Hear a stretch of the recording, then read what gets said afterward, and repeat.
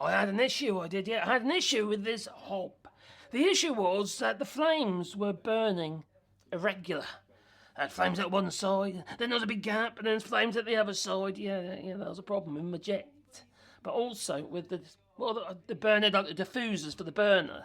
So what we're going to do in this video, we're going to actually clean a jet. Now I've done that one, and I've done that one. So we're going to do that one. That's what we're going to do, okay? That nice big one over there.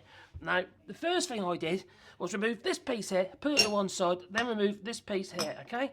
And then what we do is grab a wire brush, or you could use bench grinder with a wire brush in with probably maybe a brass wire brush, something like that, and then give it a good clean. So all these little grooves in there have got to be clean, you see, because if they're not, some of them are a bit blocked, whatever, because you boiled your peas over a few times, yeah. Or maybe you're ready break, I don't know. They're filling up and getting basically baked into all these little grooves. So you've got to make sure they are clean. And the other thing you've got to do is make sure there's no debris and crap built in here. I've actually cleaned them already, but I use an airline for that because I've got one. If you haven't, just make sure it's clean, and then you've got a lot of crap before you take that jet out, because that's what we're going to be doing next. Yeah, lovely. Anyway, so in here there's a jet, and in this case use a 7mm socket like that one there. I'll put it in reverse. Alright, you'll be careful with this, because when you remove these jets, they get verdigris and what have you, not oxidised and whatever. They just kind of stick in the hole and makes it hard to get out. You've got to be a little bit ginger, yeah. Okay, just a little bit of ginger Roger going on. You've got to be a little bit careful. Yeah, that's right. So we're there, and then you can loosen it and you can get that out of there. Alright.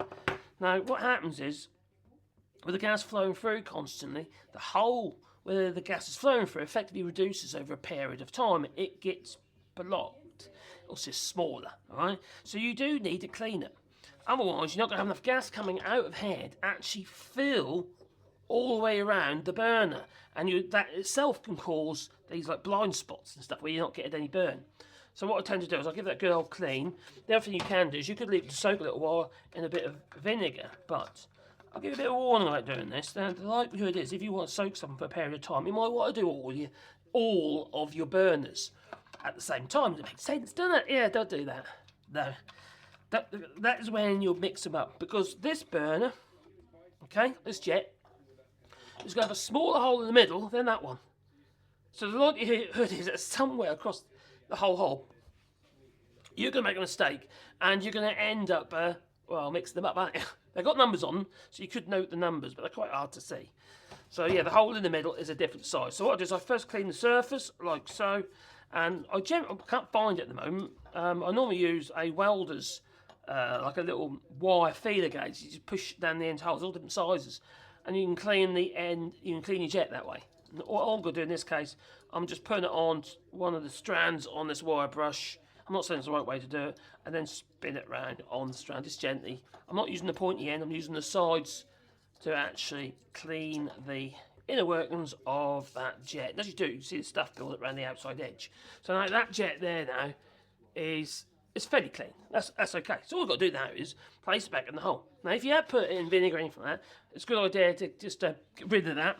You know, you haven't got to get rid of it completely as in go and wash it, because you'd be adding another thing that brass doesn't like and causes verdigris, like water. You just pull it off, that's all I've done, so it's dry. Alright. Now, what happens with these, you see, also, the threads on these can build up with like white oxidisation on that, but also on the actual fitting inside the hob as well, inside the burner. If that happens, you basically just clean it, alright? Just clean it. You don't need to add anything other than that.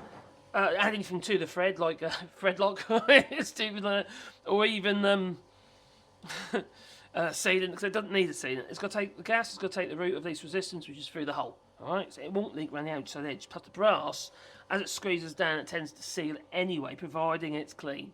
So I'm going to place that back into the little hole in the middle of the burner, which I've done by hand in this case. Some of them, the holes were too small to get your fingers in, so all I did then is I placed it in the end of the socket, and I used that to, just like that, and threaded it in by hand into the hole that way, okay?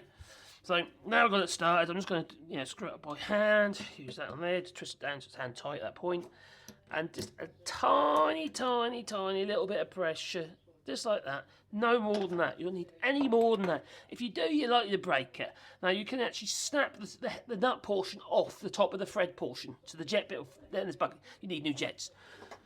Right. The reason why I'm doing this video is because the member of family just ridiculously just got rid of a hob that was working perfectly well. They didn't want to get a new hob. They bought a new hob. All they needed to do was clean the flipping jets. That's all they needed to do. They thought it was broken. This is silly. How many things get chucked just because they haven't been maintained? This is ridiculous. Like computers that just need a refresh with the software. Okay, I put the diffuser that I've cleaned back on, and I've got this little black disc thing as all part of the diffuser, and you feel that until you got it's just on there. You can feel it sort of locks, so I just lays it really. And then I've got this bit here, I've got to stick on there. I'm not going to put that on yet because I want you to see the burn. Hopefully it's going to be good. All right. The piezo thing on this hob doesn't work, so it hasn't got the auto. It stopped within the first week for some reason. So we'll turn the gas on. How about that for a burn? Wow, that's good. No gaps. We've got the 4 little areas, one there, one there, one there, one there, which has the smaller little burners. You can see it on the actual casting on it.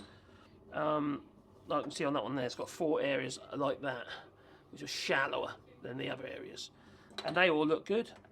So I'm quite satisfied at that. I think that's a user now. Yeah, it's a user. That look alright, doesn't it? Nice clean burn all the way around too.